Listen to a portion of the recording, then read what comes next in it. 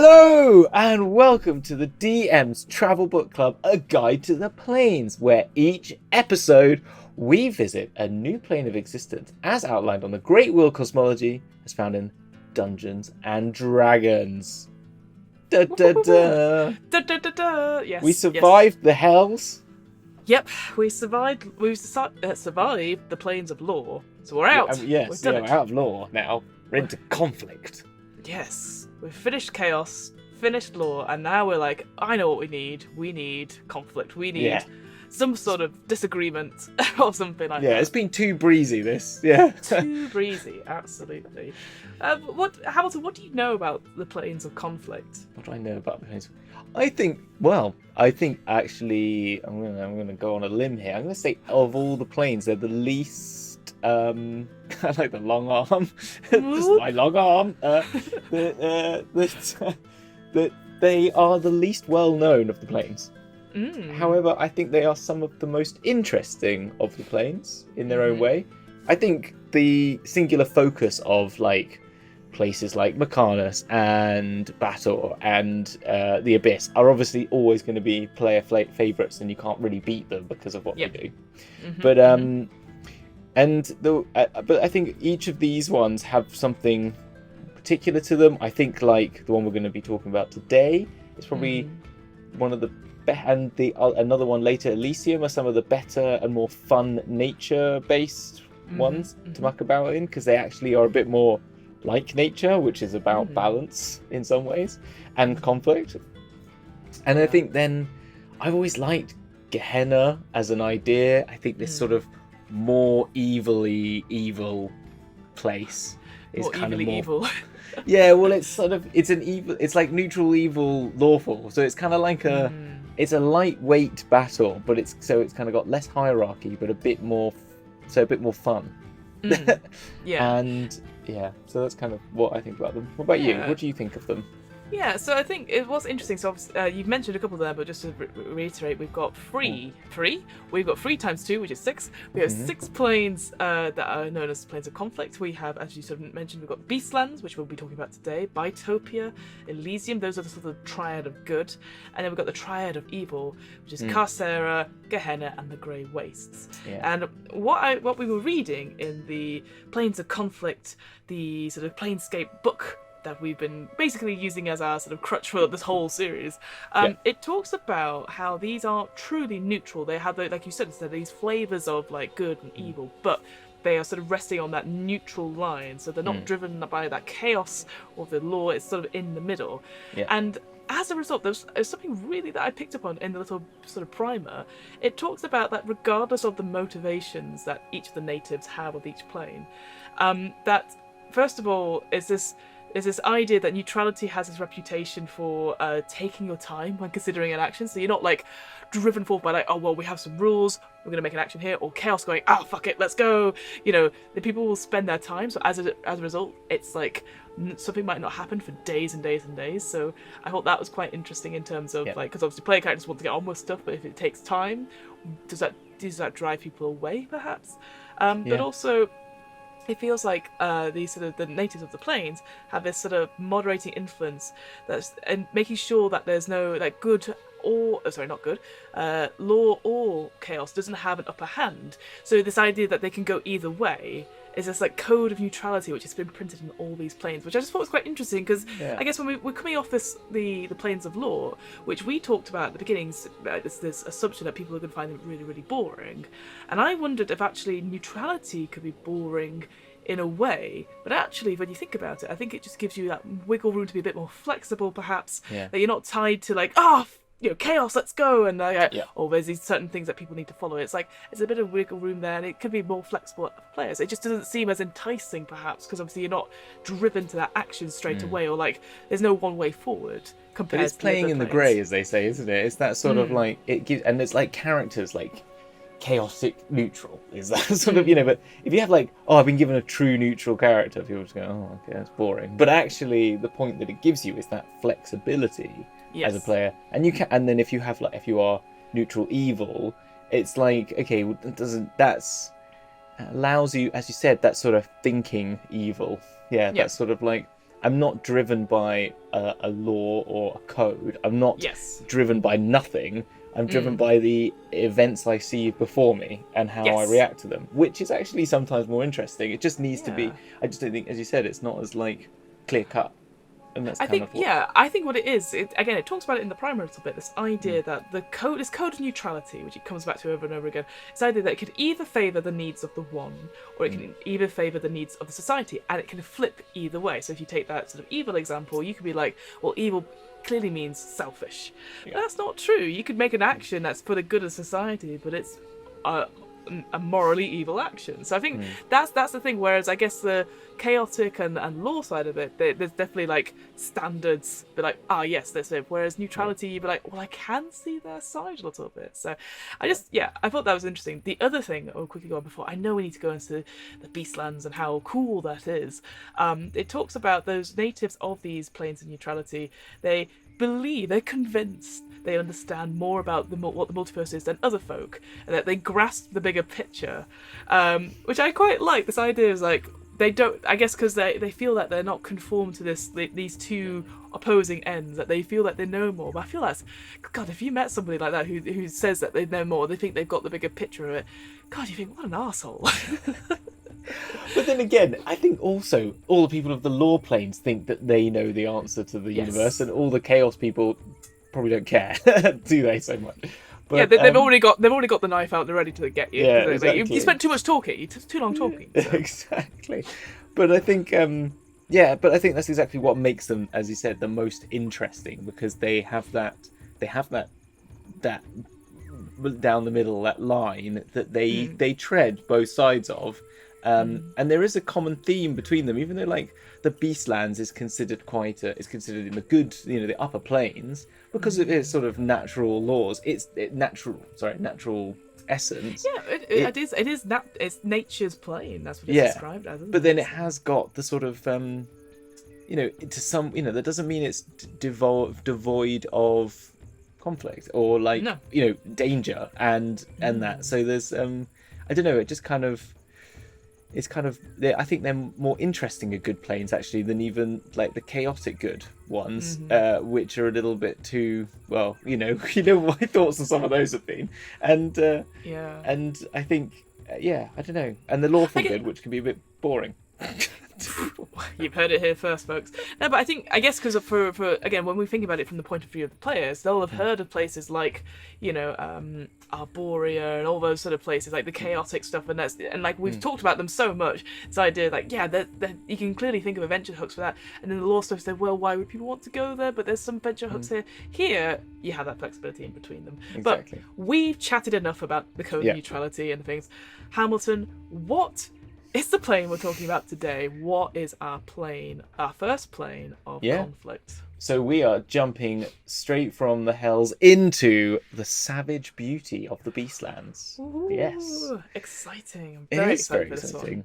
It's you made a point, and I'm going to bring up, which is that, unlike the last one where we had 9 hells, the 9 planes. Too many hells. Too many lords of the hells, and the Council of 8 and the this and that, and which is great, and it's a fantastic one, and every single one is interesting. This and that. So that's the bottom department. I suppose it's like, I'll just put it in the this and that. They'll put it in this and that box. That is definitely a Feywild land, right? This and that. This and that. Yeah. That is going to be. I feel that's like. Did you ever read The Faraway Tree? Like by Ian Blyton at all? Okay, that's never mind. This is a whole tangent. I'm already editing out of my mind. What about the Beastlands? Let's talk about the Beastlands. Yeah. So the Beastlands then has it's very simplest. It's simple sort of basis to it, which is that it is, as you said earlier, it's nature's land, but it's like animalistic nature. It's very much beasts of the earth, and the land itself is built around the sort of essences of primal, sort of, savagery, as it says, like the savage beauty. It is like this beautiful landscapes which are for hunting in and existing as animals. Its alternate name and name in older versions of D&D was, so this is from 2e, but in like first edition, which I can't remember, which is the Great World Tree cosmology, I think it was called the Happy Hunting Grounds. Yes. So before they made, and even before they made the Planescape setting into it, I think it was just called the Happy Hunting Grounds. And it was seen as that sort of idea of, manifest all that is feral, free, and untamed in nature. Here, the animals are the overlords, not any bunch of sodding bipeds. This place is literally crawling with every kind of life, animal, bird, insect, and plant, more than any ranger or druid could ever imagine. Yeah. So I feel like I've written down the perfect wilderness, and then in brackets next to it, Bear Grylls would love this. Bear Grylls would be a petition. That would be a petitioner here / Yeah. Think of any sort of animal nature documentary show. So you're thinking like Bill Oddie, Steve Irwin. Yeah, I thought of Steve Irwin quite a bit when I was reading this. Who Bill was the Oddie. other English guy who wore too many beige shorts, too short beige shorts. The guy. Oh gosh, I was going to say, and he looked a bit Chris too Packham. chubby for someone who was a nature adventurer. You'll know who I mean. This person would not survive the Beastlands. Well, no, maybe his point was he's always got a bit of insulation and give in case he can't find any food. But he just compared to everyone else who you see his nature is like. And ready to go out in the wilderness. I don't know. We're gonna have to look up who that is afterwards. I have no idea off the top of my head who that is. I need to find him now. So find him now. But this is the thing. I quite like this idea instantly because we thought about nature documentaries. I'm thinking that when your players have arrived to the Beastlands, you're going to have the David Attenborough voice. Doing the blue planets of, as you're describing things. And don't even blink when your players are like, what are you doing? And you're like, I'm just doing what I always do. Like the Morgan Freeman of March of the Penguins, all that sort of thing. But yeah, the other thing on top of that though, because instantly when you say Beastlands, yes, you're right about the animals. We'll go on to talk about these animal lords that they have in it, which feels very much like the Archfey, like the Arch Devils as well. But there's also this idea that every sensation and every emotion is intensified. You feel invigorated and more alive than ever before because you are back to your basic instincts. You forget all this sort of these, I don't know, rules or civilization, things that pushed you down, your learnings. Forget all that. You are now your true self, that what you were meant to be, which I think is whoa. In your head, you're like, that's such a freeing thing to do, and I get an interesting one for your players to roleplay. I think so. Yeah, I think, and with that, the sort of with the role playing of it, that sort of primal change that I think that it has in there, and has those sort of examples of what you might take as things that you would start physically embodying as well, would be something fun that you can then play off even further with that sort of role playing aspect of it as well, which I think is kind of cool. Definitely. Yes, this idea that you can start taking on features of animals depending on what your classes are and what your alignment is as well. Like the more chaotic chaotic characters start showing features within 1 to 6 hours, whereas everything else takes a little bit longer, perhaps. But this idea that barbarians get sort of like furry, sort of not furry fur, but bear-like sort of fur, gorilla, or even like an eagle's wing or something like that. I don't know. Sort of I think that's pretty cool, really. I think that's very cool. And the other thing as well is that it's just a cosmetic thing. It's not necessarily a bad thing, but it does tell you in the book. Again, another really well written plane, I thought, because it just said, don't tell them that it's a bad thing, because obviously people will freak out that they suddenly have whiskers, or they've got maybe long ears like a donkey or a horse or something like that. They're not going to completely turn into animals, except there is an optional rule which we'll come to much later on. Which I think is a really interesting one. But I like this idea that it's not about you turning into an animal per se. You're taking on features of it, because this is where your senses are heightened. You're sharper, you're stronger, and you're taking on these. It feels like, imagine that rogue who's just the classic thief, and just becoming more foxy or panther-like, or sort of. That the warlock who's all about deception becoming maybe a fox or something. A fox, or I think they said snake was the one that came out. Which I think I like the idea that it is like a forked tongue or maybe a little bit of fangs or something like that. Because it's not, because this is the thing, it's little things. It's not suddenly you lose all your limbs and you're on the floor. You're wriggling on the floor. No, exactly. It's just maybe you get a chameleon-like skin or something like that sort of ripples with different textures that match in with the. So just when you make a stealth roll, you just get that little bit of like, you just flavour it with that sense of, or your skin sort of like merges with the colourings of the background. It's not perfect, but exactly. It's not perfect. I guess a little again, eye that can look around a bit more.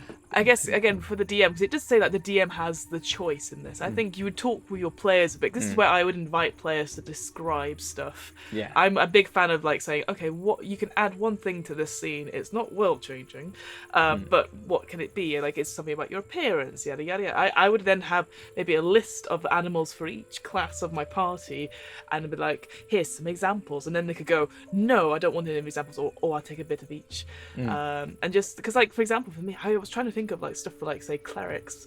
Like druids, I can imagine are very, very easy because they're all full of nature, so it could be anything on that. But clerics, I was like, I don't know what I'd do for clerics. So maybe something a bit more like mystical. Owls, eagles, sort of birds, I guess. Like they're sort of angeline, sort of like figures that are sort of reaching for the dove. A dove, yeah, exactly. Or maybe like a swan. Oh, a swan's a good idea. Yeah. As long as it's not like an ugly duckling. If they're like mid-changing, it's like, oh no. Maybe I'm thinking like Friar Tuck. What was Friar Tuck though? He was like a.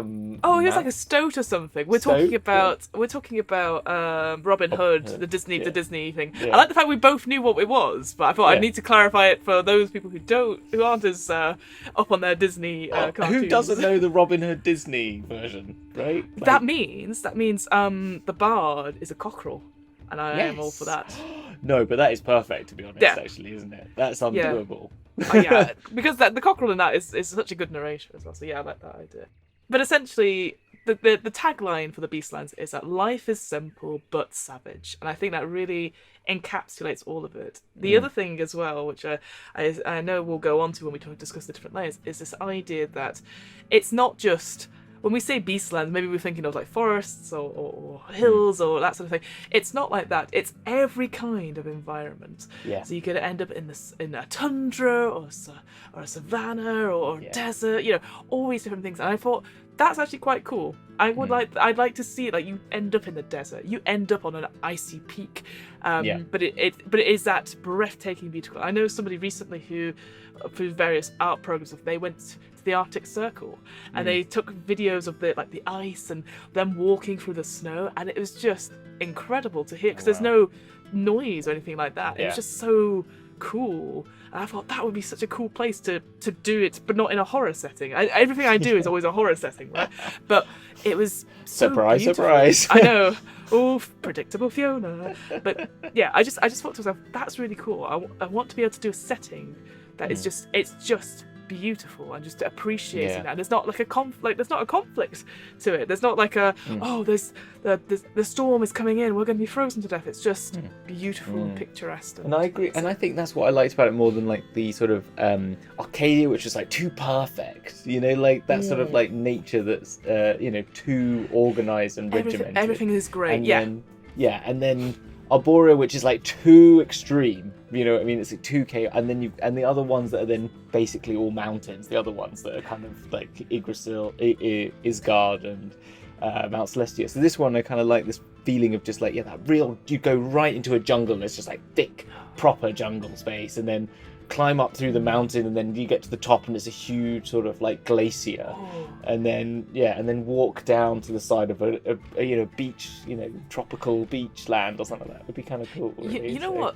I guess again for inspiration, if you're thinking about taking your players to this place, looking at like drone footage of people going up hills and stuff like that, and getting that full view would be incredible. Again, I get those background videos now, basically. Yeah, exactly. Yeah. But also, I was thinking of that scene in Lord of the Rings where they come over the ridge and there's that music as well. That's what I imagine when you were talking about it. Then I was like, oh, I can feel that swell. Like, oh, there's the music, and we're on a journey and adventure, and the landscape is beautiful. We need that Skyrim track that we were talking about. We need the Skyrim. Yeah, we need the exploration suite. Exactly. Yeah, that is the music for this.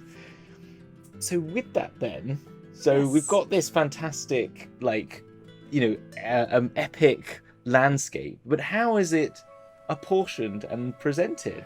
Yes. One may ask. One may ask. I ask you that. I ask you that question, Hamilton. How? Because we've talked about this before. This idea that when you come to a plane, you think of each plane as a number of layers, like a cake. So like the abyss has infinite layers, so makes yourself feel sick with just the idea of what is in this cake, and is it good for you? Probably not. It's the one that Rachel made in Friends.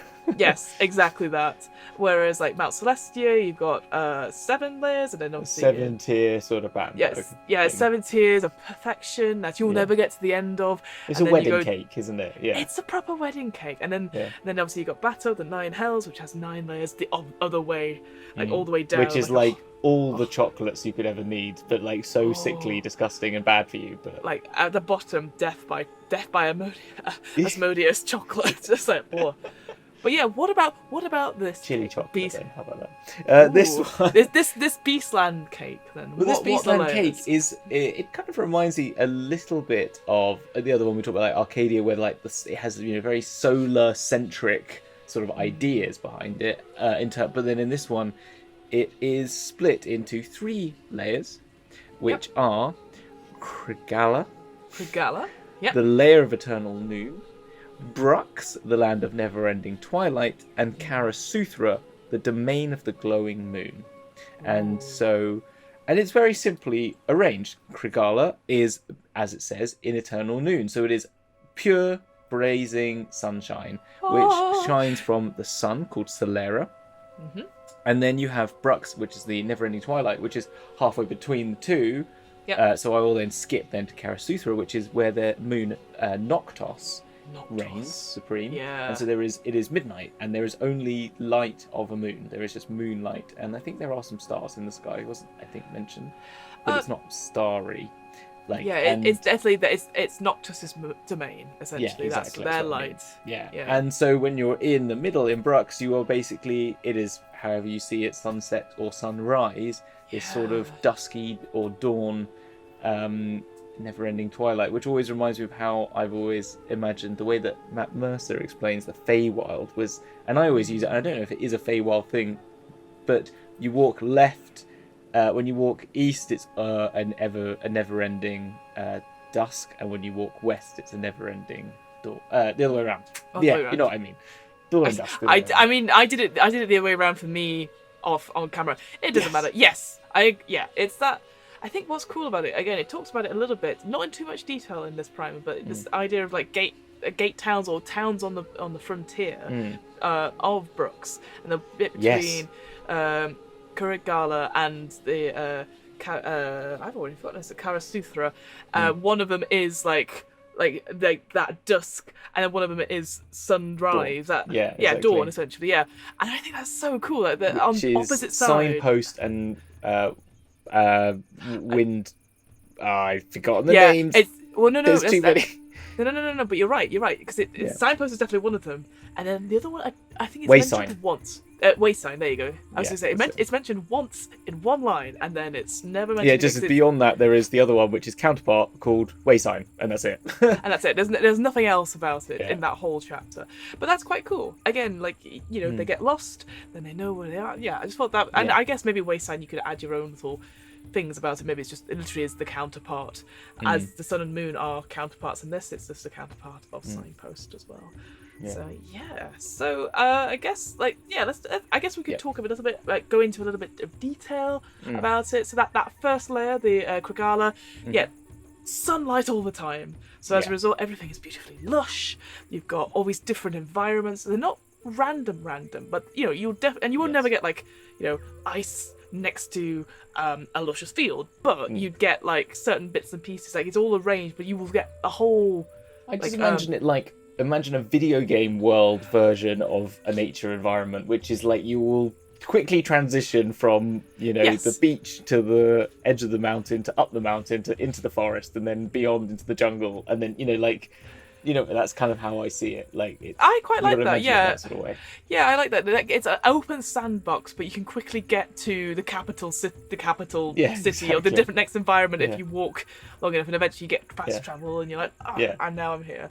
Yeah, I quite like that. What I quite like, again, this idea that it is so sunny, it almost scorches the earth. So that idea that the desert's so really, really hot, everything is luscious and the blooming, everything is like, we are living. Yes, exactly. It is life. People are So, singing. Yeah, exactly. yeah. And then and how I've imagined it is that sort of natural environment is the same throughout each plane layer.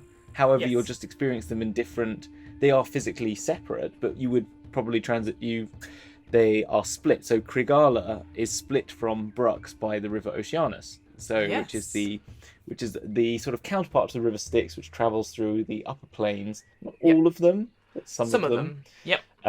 It starts in Thalacia in Elysium, which is the lowest layer of Elysium. Yes. I know that because when you have thalassophobia is when you're afraid of large open water, and it's the ancient sea of Greece, the like original waters. This Thalacia. So there you go. Oh, well, I did not know that. So the more you know, the more Fiona. you know.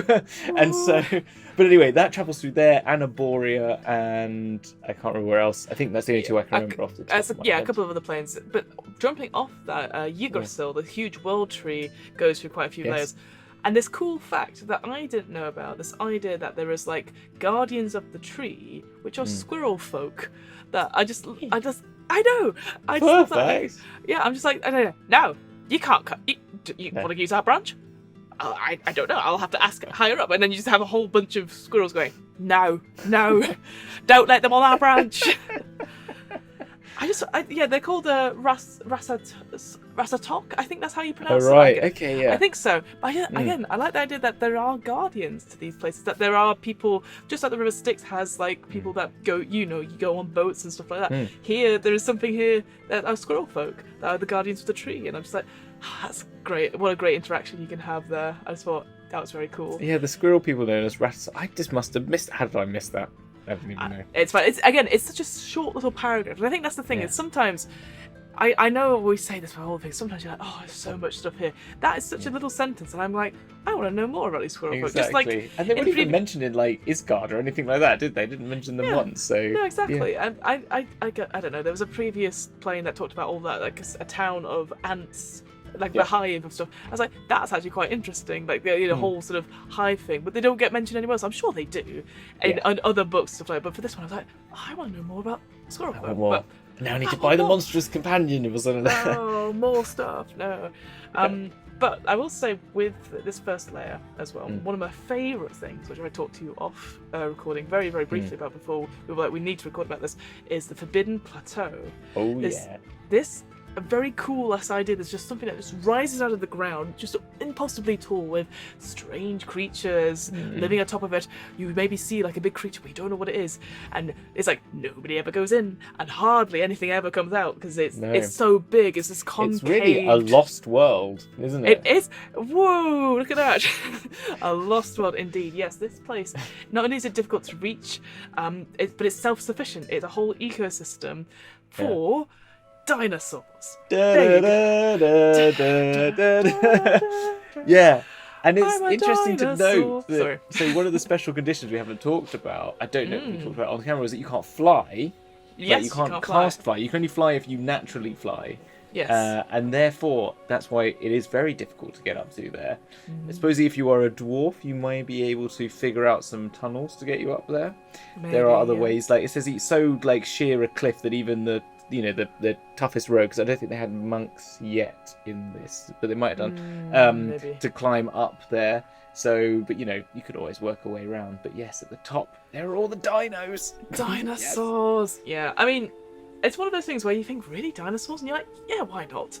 Like, I know, obviously, we have, like, Tomb of Annihilation and Chults, and they have dinosaur races and all that stuff in there. But this is the first time I've seen this in, like, a previous edition. They talk about dinosaurs. I know people have used them and stuff, so it's just like... Well, this came out in 95. It was copyrighted, so that is 1 year after Jurassic Park came out, so... it makes sort of sense that Well, someone would... but you were telling me that one of the adventures Yes. has a kind of like Jurassic Park feel. Do you want to quickly just say about that? Yes, so there is an adventure which is called Beyond the Forbidden Plateau. Beyond the Forbidden Plateau. Yeah, it's if you buy the 2E Planes of Conflict, you get a bunch of adventures with it. This one is, I think, the last one or second to last one in there. And basically you get a chance to go up there, have a look around, and find out that there are a bunch of Batezu, devils going there, nicking the dinosaurs, trying to breed them in their own captivities and put them in the lower planes, in the hells, to take them on the sticks to fight in the Blood War for them. I love that. So you can have your own little Jurassic Park adventure if you want one. I love the idea that you could have like Sam Neill, whoever plays Ellie, and Jeff Goldblum just turn up and go, why do they always have to go bigger? Yes. Life finds a way. Life finds a way. Yeah, and then you'd be like, clever girl all over the place. And then I can't do a very good Goldblum impression. Me neither. Yeah, it's better than mine, that was for sure. No, not at all. But yeah, I think for me, maybe if I really wanted them to experience like dinosaurs, like, because I feel like for me, because when I think of D&D, obviously I think of high fantasy traditionally. I know you could do it, whatever thing, but I'm like, maybe if I was going to be something like, all right, they're going to get transported straight to Forbidden Plateau, and then they're going, where the hell are we? Oh my god, exactly. We are massively outmatched. And you try and do the sort of like, you end up in this big jungle and you hear some weird noises, you hear big thundering like bound, you're like, and they all go like, oh, is it a troll? Is it a giant? You're like, it's a huge beast thing, and then you see it's like long neck, and you look out on the plains and you have the moment where it's like, you take your glasses off and you pull away, you go. Yeah, I like the idea you land in a huge dino print and the water is going. And it's like, basically, watch Jurassic Park, put it in D&D. That's what we're saying. That's what we want. That's all we want. Some other things to mention about this first layer as well, which I know we should get onto the other ones. There's a signpost you sort of mentioned is sort of true frontier town, where it's all sunset. I guess signpost. That's the stronghold of this new faction. Is that right? That we want to talk about? Yes, a sign of one. That's it. The sign of one. They are then, which they're not they're not a new faction. They are the Signers, which is one of the factions of Planescape in Sigil. They are the ones that believe that there is one person whose mind is creating the universe. So, and they have a very sort of like, so they believe that any one person could be that person. There's also some people believe that that every single individual is creating their own universe. They have lots of different like belief systems under that. But there's a very simple, and it says here the reason why they sort of find the Beastlands such a home, which I'm not fully. I think it's a bit of a leap of faith. Okay. But it's sort of the fact that it's very, the beasts of the land are very self-focused, and it's about their existence, which doesn't go beyond what they see in front of them and the hunt and the desires and requirements they need, which I don't think is necessarily fully the sign of one's theories, but. No. I think, but the philosophy, like this idea, like nothing exists unless it impacts on the critter's life. So it doesn't complain about what it's got. It just goes about its business of living its best life it can while seeking like better food, larger territory, mates, offspring, yada yada yada. It's like my lot is simple. I don't care what happens in the bigger picture. I mean. That could be a problematic viewpoint if the plateau is a volcano or something like that. But I don't care about that. I am just gonna live my best life, and if my best life is next to a volcano, I'm just gonna stay there. So I think you could have fun with it. I think it's an interesting one just to have. I guess it fits in well with this Beastland idea that as long as you don't harm a critter, or you don't impact some external force, they'll leave you alone because they're just too busy getting on with their own lot in life, essentially. Yeah, I think that's it. So they do all believe themselves to be that unique mind. So they all do think they are the one person creating the universe. So there is that sort of belief, but it's kind of So I think that's why, and and in that sense, the plane itself also sort of defines more of your inner self. So there's that sort of feeling, I guess, as well, which you can kind of see. But yeah, so they're based there, and it's out of an old thing called the Dream Hearth, which is like an abandoned manor.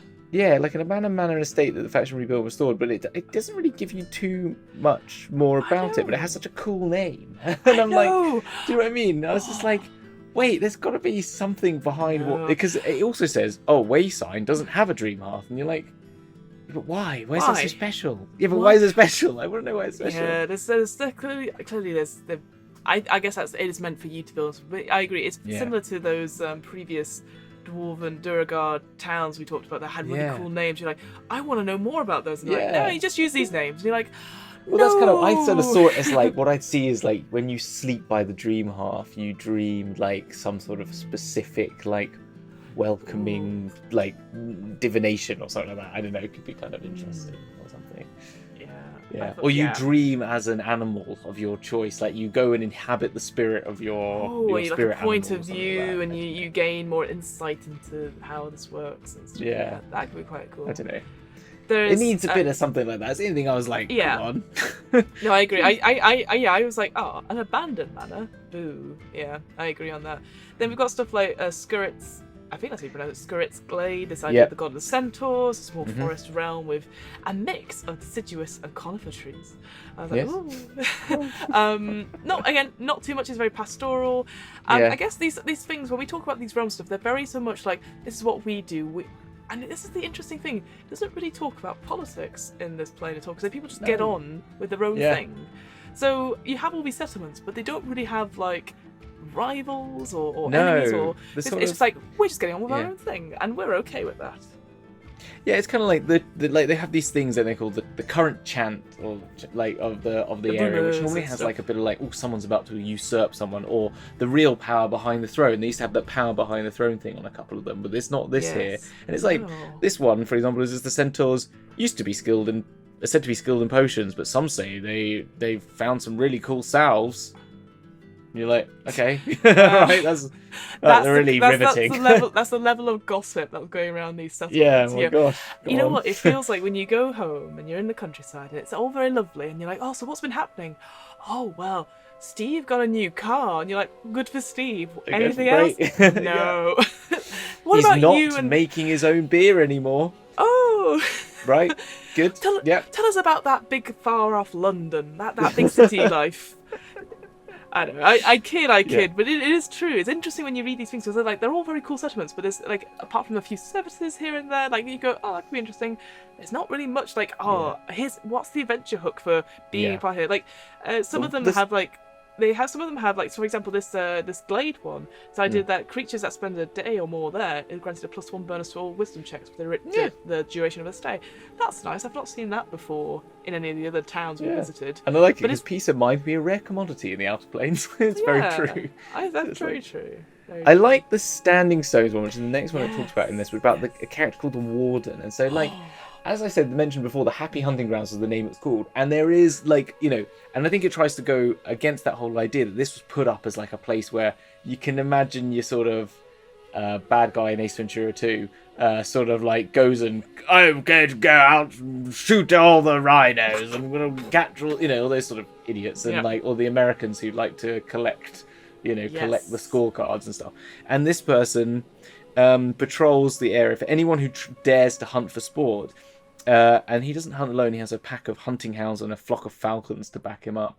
And so if anyone's out there, or like you could, or if you end up going out there, like maybe you're tasked with, finding the, like some sort of like magical beasts, like claws or something like that for a potion.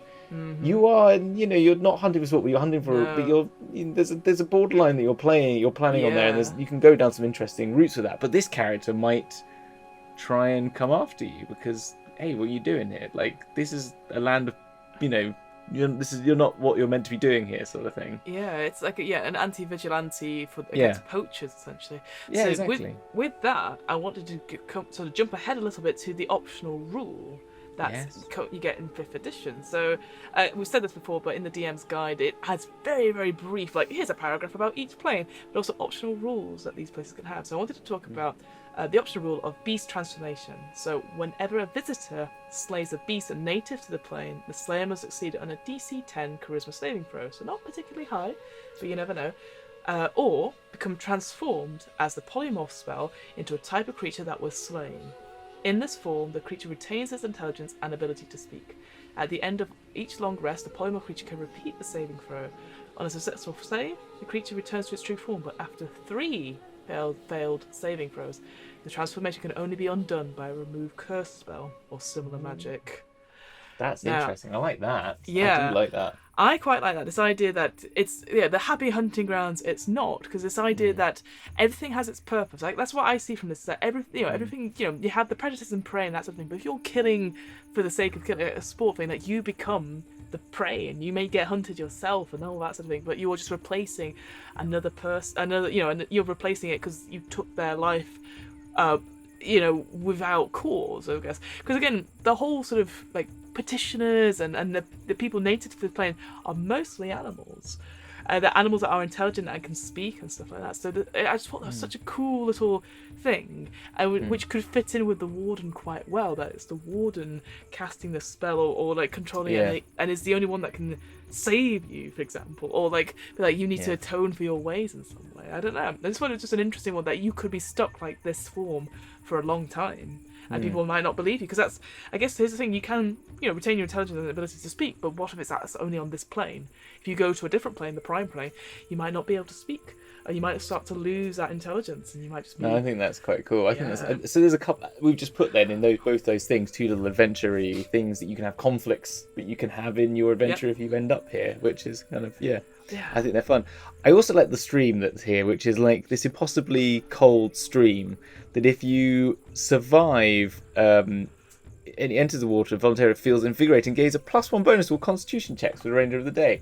Yeah. Which I kind of like is like, the plunge pool you do at the end of like going to a spa. Do you know what I mean? That's sort of like, it's like you've been in the sauna and you jump in the plunge pool and it's like, I feel fortified for the rest of the day now. This was good. I promise this was good. I promise this was good for me. Yeah. No, yeah. And any of those, it feels very much like health spa, that you go and have the ice bath and all that sort of thing for... Yeah, no, I definitely see that. Yeah, again, this idea that some of the realms, some of the sites that they might not have much in terms of conflict per se, or maybe I don't want to say adventure hooks, because I'm sure that you can make something off of them. But there's always like a benefit for being a part of this person's particular settlement for a couple of days, stuff like that. But I guess it's more the appeal of the Beastlands in a way. This idea that you become sort of your true self. There's not like there's no optional rule that you will want to return here like some of the other planes, or you want to stay here. The only other optional rule that it has is this Hunter's Paradise, where your hunting and stalking abilities are improved and you have an advantage on animal handling and perception and survival whilst here. There's nothing that makes you want to stay here and become one with the land. But so unless that's what your character end of their sort of like journey, maybe sort of thing, like a druid or that sort of thing, or maybe even a character decides to like go, I'm gonna stay. This is you know what it reminded me of. You know what it reminded me of. I don't know. Have you seen Annihilation on Netflix? Yes. It reminded me of the lady that turns into butterflies at the a spoiler. But this idea that you're always evolving, and then people change into creatures. Obviously, some of them are horrible creatures, but some of them are very nice creatures. Yeah. So. Yeah. I do like that. Also, the ending of that. Oh, so good. It's I tell you what, if folks out there want a good sci-fi and like Natalie Portman and Oscar Isaacs, who's in it for a very small bit, go watch that film, because it's a thinker. It might not appeal to everyone, but I really like it, and it looks beautiful. Is it worth talking about, whilst we're talking about peoples of this plane, is it worth just mentioning the Wilders then? The Verdant Guild? The other guild. Let's go for that, yeah. So they are an interesting little additional. We've had a couple of those, haven't we? The mathematicians, for example, in Mecanus. There was another one that's gone right out of my head. There's another one I'm sure people shouted us now going, hey, was this one from this one? There were other ones that were specific ones, but still to this. So the Wilders are their philosophy is the wilderness is the foundation of all life. The wild places have existed for eons and should continue for untold ages. Without the resources of the wilderness, civilization itself is doomed. Therefore, the wilderness must be preserved from the forces of civilization, evil, and destruction. A little bit like a Ravnica guild that we have been talking about recently as well, which was forgotten the name of them now as well. Which one it was? Oh. Was it the barbarian? And the sand. Yeah, the sign. There's a Selenia Conclave. The Selenia Conclave. Well done, your brain. Wow, I could see you go to the heavens there for that to be divine. My cogs from Arcanus rushing around there, steam blowing out the back of my head. Yes, Selenia Conclave and the one at the beginning, which I can't remember off the top of my head. Exactly, and unlike those ones, not looking to destroy civilization, but to preserve the nature that is existing, and so therefore they find a definite home here on this plane, particularly. But they also are quite enamored with Yggdrasil, and so that's their symbol is an image of Yggdrasil with the mask on the front, and that's something that they wear, all these masks and adornments to themselves that sort of are of the. And when you join it, you sort of adorn yourself with a mask and like cape or something that fits with the animal that you take connection with, basically. Yeah, it has like a whole sort of process, like it takes a month, all that sort of thing. I do think that's quite cool, this idea that, that mask. I mean, I do admit it makes me think of Wicker Man quite a bit, and that's obviously a bad thing because everyone wears masks, and Midsummer as well to an extent as well. But yeah, I quite like that. But I also like their foe that they have, this idea. It's just called, again, a throwaway line or two. It just calls it the Vile Hunt, and you're like, I want to hear more about this Vile Hunt. Like this sounds awful. Like what a great, and it's just this idea that these folk, who's ever a part of the Vile Hunt, considers animals with the minds of men to be an abomination. You're like, ooh, that tells you so much about them. Like they would hate the Beastlands, so you have to protect from this. And I just feel like you could do so much with like there's a good little mini campaign thing going on with that, isn't there? Really? Again, if you wanted to have a particular sort of like an environment, if you wanted to go down a very environmentally themed campaign, there's something here. There's a lot of stuff. There's a lot, which is kind of interesting. If you want to feel like you want to take control of that, which we feel we can't in our day-to-day lives, here's a D&D world to do it in. That's a good point. If you think about this first layer with all the different kinds of environments, but then maybe the environments are changing too much. I don't know. Climate change is happening, so you have to move some of the animals. You don't have to build an ark or anything like that, but a similar sort of thing that you having to move people to different places and like reason with animals. Or maybe like somehow like the abyss has started to get in, like, or it's sort of like it's been like something that's got too chaotic, and therefore it's pulled in the abyss, which means it's changing the plane, and therefore, I don't know, or something. Anything along those lines could cool. happen. I really like that. That's very cool. That's so cool. So we've gone through the first plane. We then head on to the second plane across the River Oceanus. So which again, because you can't fly, and the River Oceanus it's not like a stick, so you can swim in it, but it's quite strong rivers, and so you'd have to swim across it, and have to make some checks, or you need to find a boat or some way across. But once you do get across, you get into the land of eternal twilight, which is Brux. So this is obviously the half moon and the sun sort of like barely visible in the sky. I just want to say, there's a line that says, this place is significantly cooler and darker than the first layer. So instantly I'm like, oh, they're emo. They're a bit golden. They're cooler and darker. Cooler and darker. Sorry, I didn't mean to interrupt them. That's the image I have in my head, is that they're cooler and darker. Well, you listen to it, you wouldn't know. You wouldn't care. Due to this cooler environment, mist, fogs, and clouds often arise from the land.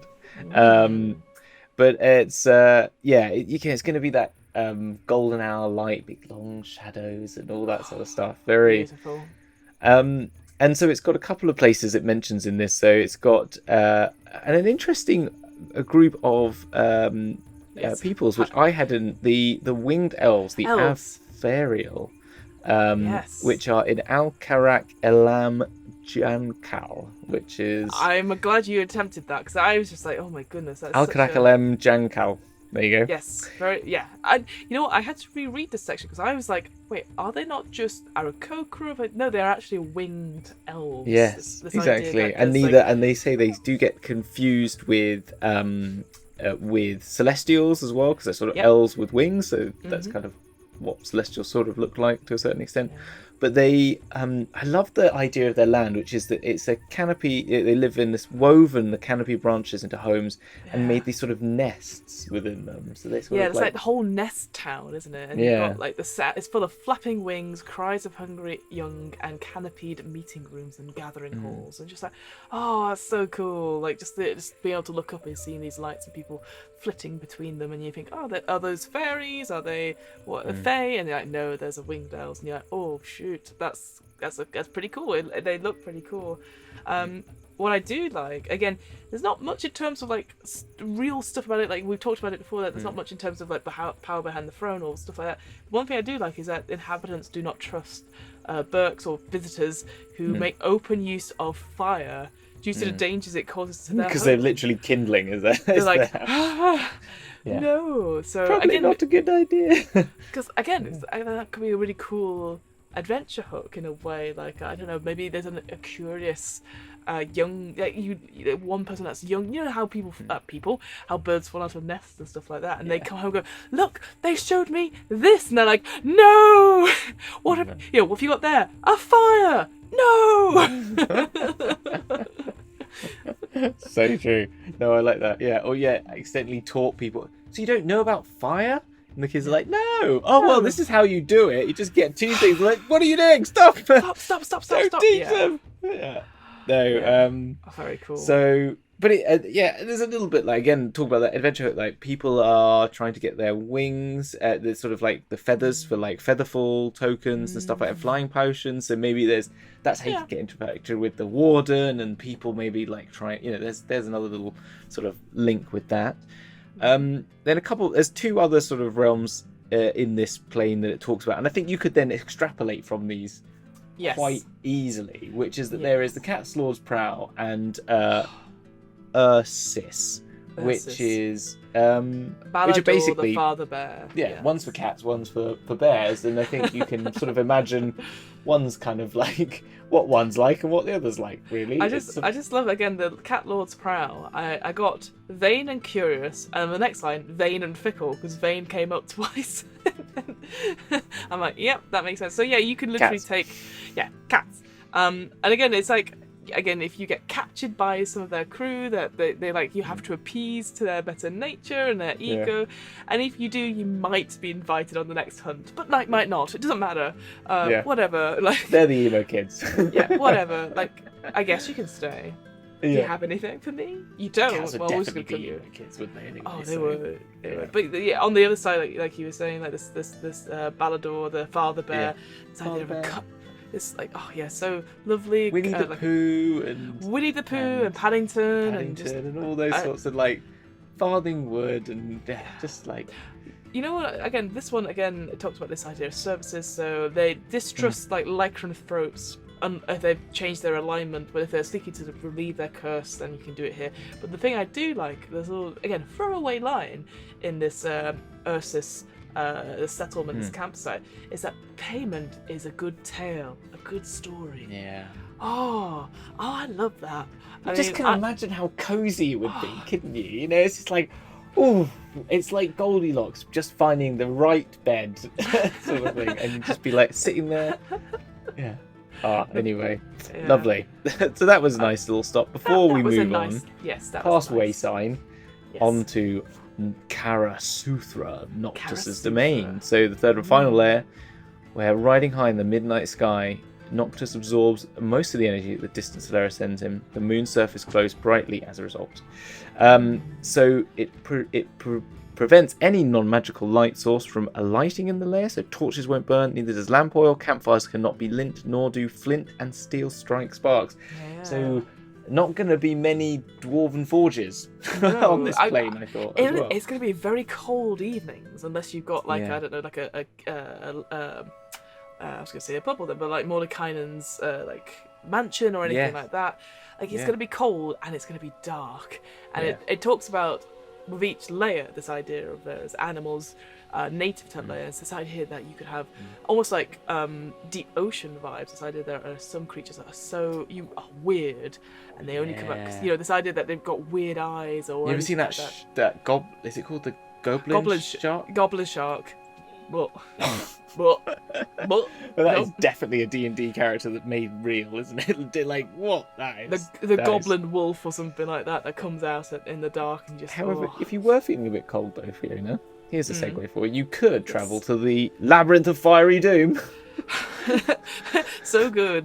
better trademark that. Yes. It is. Because it's basically a lot of geological activity occurring around here. And one of my favourite stories of this land, to be honest. Again, not surprising, it has dragons in it, but not a real dragon. No. Spoiler alert. But basically, the hearsay is a huge ancient red dragon of most vile temper resides here in the all-pervading darkness along with his Tanari lover. The dragon crouches upon a treasure hoard collector of Ian, supplemented by the riches of the Tanari's victims. Tales are whispered of the odious twosome and their heinous practices held here in the eternal light of Karasutra, so their evil acts remain unseen. And this layer is it's a cave complex where it's like a labyrinth, and it twists and turns down to basically violent sort of like rivers of boiling water and caverns of molten lava and all that sort of stuff. And it does say your PC should never learn the truth of this. So if you don't want to tell your PCs this, but this is the DM's Travel Bookclub, so no players allowed.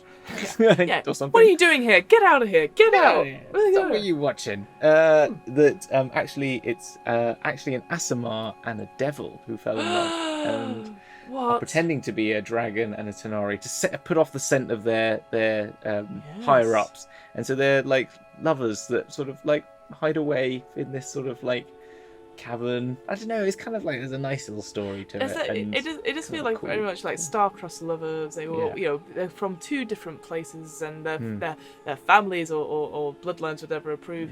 But they just talk about this idea of adventurehood, that people are following them or finding out for them. So this idea that your party can be sent to like investigate these rumors, and then they're like, oh no, they're just two star-crossed lovers. Oh no, we've led them right directly to you. Them, yeah, exactly, yeah. Or like I don't know, yeah.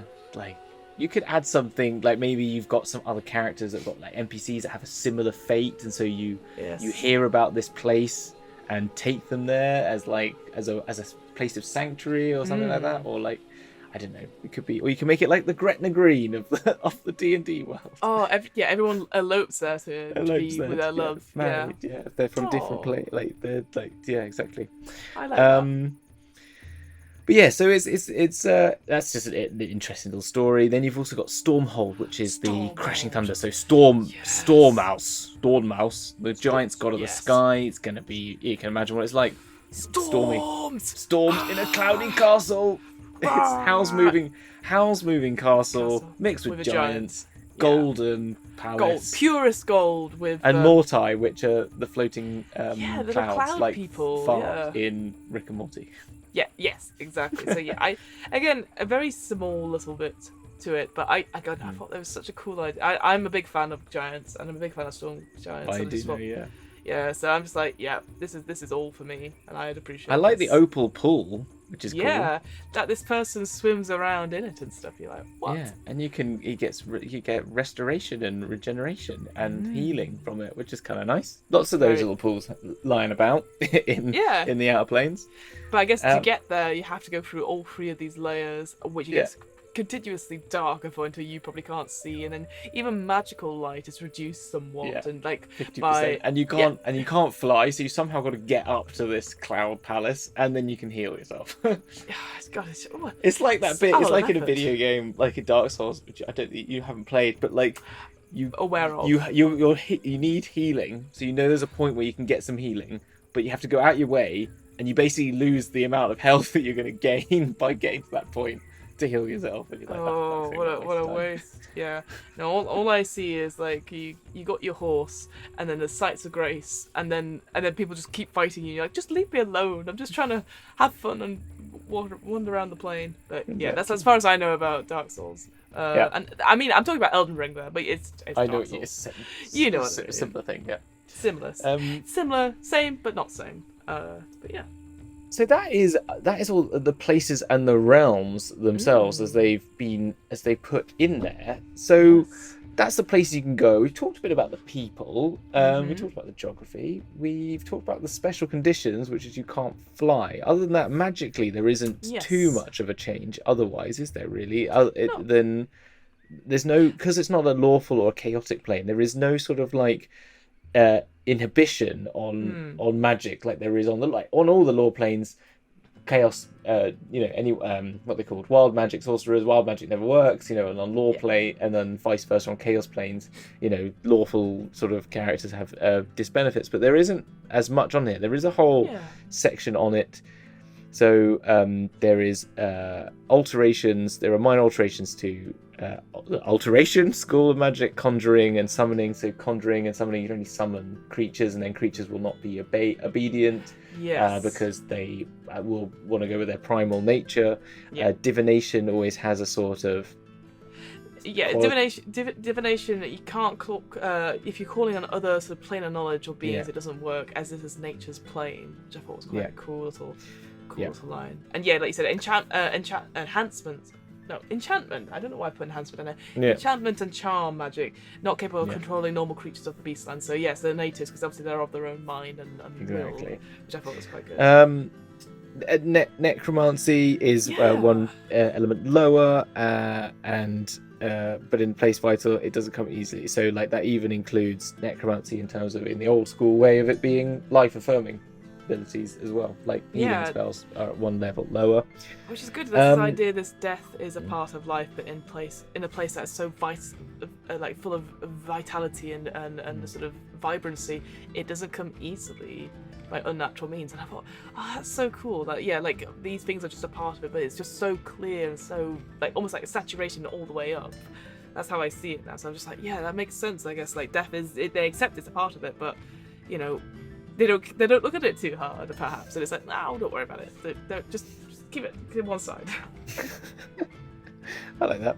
And the elemental ones are simple again, like elemental air fail without a key because of the morph the clouds presences, which are the lightning ones, and then fire's enhanced on the sunny place and diminished in the night place, and water are all enhanced in the Beastlands in the presence of large bodies of water. And similarly, earth spells are enhanced in mountains and stuff like that, which I think is again makes sense. There was another one like that when it was like elemental. It was like, come on, DMs, you can figure this one out. You can enhance things that make sense where they make sense, sort of thing. I can't remember which one that was now. I want to say, well, one of the fire planes. Maybe it was like maybe it was Avernus. Now thinking about it, exactly. It's straight. It was Avernus, and it was saying like when you're clearly near, on all the layers, you can figure out which layer would make more sense for fire and ice and all that stuff. I do like. Go on. Oh no, go finish off. I was gonna say the only thing I do like I wanted to mention was the spell keys being like, for alteration, some blown leaves, and for conjuration, food stuff for the creature, like oats or hay for horses. That's super cute. This idea of obviously spell keys and power keys and that sort of thing helping you do certain spells and stuff like that. I feel here I can visualize it easily because it is natural things, and I liked how it said the larger the item, the higher the level spell, the key and powers. And you're like, it's like, here is a massive fuck off bag of oats. Eat up, George. I love it. That's great. But other than that, I think here is Felix for a cat. So you've got like a massive tin of Felix. Or Caesar for the dogs. Caesar for dogs. Those are very UK-based brands. I Caesar for small yappy type dogs. Which that is an Eddie Izzard, another Eddie Izzard. Oh, is it? We're gonna have to pay them royalties at some point. Eddie Izzard, definitely, 100%. See, because he goes, there's Caesar, the Caesar, and there is Caesar, the food for small yappy type dogs. And it's like, how does that compare to I'm Caesar on a horse and small yappy type dogs? Oh man, it's the best name for all those sorts of dogs. But I believe that's it. I know. It feels like but this compared to other fights, like we have the politics stuff like that. I know there's obviously we have gods as well of various things, but that's kind of it. Like, I feel like you get so much in terms of the character of the Beastlands and stuff. And again, before going through this on DM's Travel Book Club, I used to get this mixed up with Arborea, with Arcadia quite a lot, because there was a similar, Elysium, which we're going to come to. Elysium as well. It's just like nature, but different. But I feel like here, like Beastlands, animals are in control. It's Animal Farm without the bad ending. Everyone's happy. Animal Farm without the bad ending. Four legs good. 2 legs, they'll be all right. It's fine. I like it. No, I think that's it's a nice one, and it was a nice one for us to read. I felt as well because it was not so intense. Particularly when we did Isgard, and it was one hall after another hall, which didn't have a lot to it. Anyway, where are we off to now? We've had a nice little wander around in this fantastic verdant landscape. We're going somewhere nice now, right? Next, yes. Sure, we're going to leave the open safari park of the Beastlands, and we're going to go straight to a plain of desolation and despair. Right? We're going to go to Carceri, the prison plain. Oh, yes. Oh, I know. It's very... This ain't a prison, my friend. It's the prison. It's the prison. Yeah. This idea that there's 6 layers holding various vast bogs, jungles, desert. Miserable. You know what it makes me think of, before we even go to it, very briefly, is it's like the Hunger Games bit in the middle. Like it's like a prison of landscape. sort of thing. Pretty much, it's isolation, trapped, like no one's going to help you. This is a miserable home for traitors and backstabbers. Very exciting. But that is next time. Until then, everyone, you can subscribe to our YouTube channel and catch up on previous episodes and VODs of this and our sibling show. Links. The DM's Book Club. You see some links here. And with that, well, thank you very much. Have a great week, and we'll see you next time. Take care. Bye.